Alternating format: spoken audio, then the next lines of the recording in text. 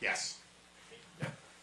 So, to start off, I'm born and raised in Florida. So Where? I was born in Eustis, Florida. Oh, yeah, Lake County. Oh, good. We used to call it Eustis, Florida, because there's nobody there but cows.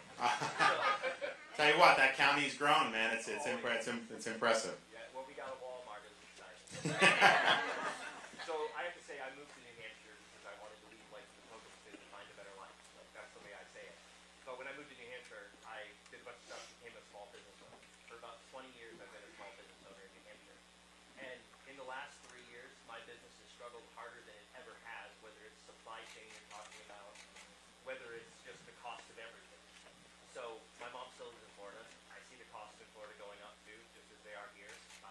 So how would you combat that to help businesses, or what things could you do on the federal level to make it so businesses would be a lot better, be able to not struggle as much? Yeah, look, I mean, I think what you're seeing is what's happening in every corner of this country, because you've had the federal government borrow, print, and spend trillions and trillions of dollars that has set us on this course where you're having escalating costs. It didn't just happen out of the blue. It started primarily with COVID in March of 2020, which the federal government mishandled. And oh, by the way, as president, I'm going to bring a reckoning for what this government did during COVID and all these agencies. We need accountability. They failed this country. They hurt a lot of people. But you can't just print $6-7 trillion over a 2-3 year period and not have inflation.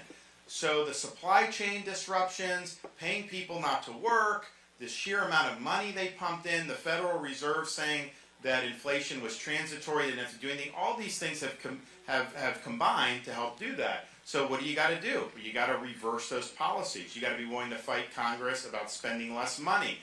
You got to have a Federal Reserve chairman who's not going to try to micromanage the economy, but is going to focus on stable prices. That's the job that you should do. You're not an economic central planner.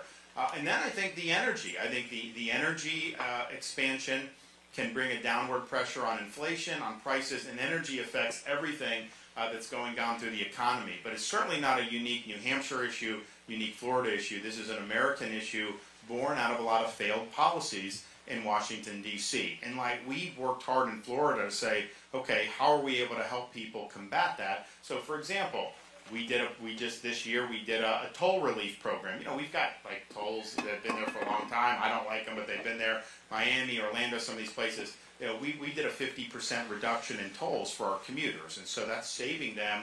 You know, sometimes it's saving them $100 a month.